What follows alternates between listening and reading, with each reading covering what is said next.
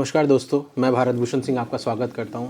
आज हमारे साथ हैं doctor Arvind Kumar Jaiswal, DM cardiologist, Shekhar hospital Lucknow. तो डॉक्टर साहब, हम ये जानना चाहेंगे कि रेजिस्टेंट रिफ्रैक्टरी हाइपरटेंशन क्या होता है। जैसा कि आप लोग जानते हैं कि हाइपरटेंशन एक बहुत कॉमन बीमारी है हमारी सोसाइटी में। इसमें एक टर्म होता है रेसिस्टेंट हाइपरटेंशन। रेसिस्टेंट हाइपरटेंशन क्या होता है? बेसिकली अगर हमारा ब्लड प्रेशर 3 से ज़्यादा दवाइयाँ लेने के बाद कंट्रोल हो रहा है या 3 दवाइयाँ लेने के बाद कंट्रोल नहीं हो रहा है तो उसे हम लोग रेसिस्टेंट हाइपरटेंशन कहते हैं, जिसमें 1 ड्रग हमारी डाययूरेटिक होनी चाहिए। अगर 5 दवाइयाँ लेने के बाद भी अगर ब्लड प्रेशर कंट्रोल नहीं हो रहा है तो उसे हम लोग रिफ्रैक्टरी हाइपरटेंशन कहते हैं, जिसमें एक ड्रग क्लोरथैलिडोन और दूसरी मिनरलोकार्टिकॉइड रिसेप्टर एंटागोनिस्ट होनी चाहिए। और इसके ये है कि जो दवाइयाँ हम लोग यूज करते हैं उसको अपनी ऑप्टिमम डोज पे होनी चाहिए। ऑप्टिमम डोज का मतलब क्या है कि दवाइयाँ at least 50% of the maximum predicted जो डोज है, रिकमेंडेड डोज है, उस पर होनी चाहिए और अप्रोप्रिएट डोजिंग फ्रीक्वेंसी पे होनी चाहिए।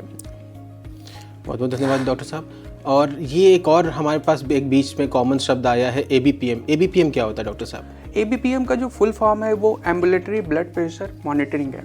जैसा कि हम लोग पेशेंट हमारे ऑफिस में आता है, एक बार ब्लड प्रेशर मॉनिटर कर लेते हैं, कभी कभी ब्लड प्रेशर बढ़ा हुआ आ जाता है, बट वो सीडो हाइपरटेंशन भी हो सकता है। तो उसके लिए हम लोग क्या करते हैं, ABPM मॉनिटरिंग कराते हैं। ABPM क्या होता है? 24 आवर ये ब्लड प्रेशर मॉनिटर करता है। उसको हम लोग टाइम से सेट कर देते हैं, आधे घंटे पे या 1 घंटे पे या 2 घंटे पे, एवरी 2 आवर्ली या एवरी 1 आवर्ली वो ब्लड प्रेशर मॉनिटर करता है और फिर हम उसका एक एवरेज बना लेते हैं। अगर ये डे टाइम ब्लड प्रेशर हमारा 135/85 mmHg से ज़्यादा होता है या night time blood pressure 120/70 mmHg से ज़्यादा होता है तो तब हम उसे हाइपरटेंशन लेबल्ड करते हैं।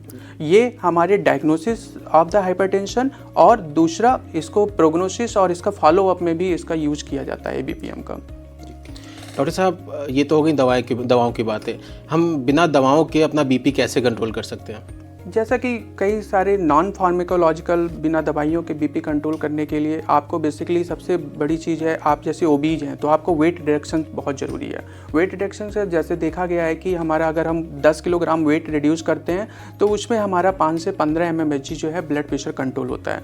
दूसरा, प्रॉपर लाइफ स्टाइल मॉडिफिकेशन, जैसे आपका डाइटरी हैबिट्स है, आप जो है डाइटरी हैबिट्स में अपना डैश डाइट यूज़ कीजिए। डैश डाइट क्या होता है? जिसमें डाइट में हाई फाइबर हो, लार्ज अमाउंट ऑफ फ्रूट्स हों, वेजिटेबल्स हों, लो फैट डेयरी प्रोडक्ट्स हों, पोटेशियम रिच डाइट हो, इसको आप डाइट में इंक्लूड कीजिए। दूसरा, आप क्या कर सकते हैं, प्रॉपर स्लीप लें। Proper sleep 6 to 8 hour sleep जो है हमारी लाइफ स्टाइल को रेगुलर करने के लिए बहुत ज़रूरी है। तीसरा, आप कर सकते हैं कि आप मेडिटेशन, योगा, उसको अपनी डेली लाइफ स्टाइल में इनकॉर्पोरेट कीजिए। और आप जो है regular exercises at least 30 minute per day आपको रेगुलर एक्सरसाइज करना है, most of the days of the week and at least 5 to 7 days of the week. बहुत बहुत धन्यवाद डॉक्टर साहब। आज की जानकारी doctor Arvind Kumar Jaiswal, DM cardiologist की तरफ से। धन्यवाद। Thank you. नमस्कार।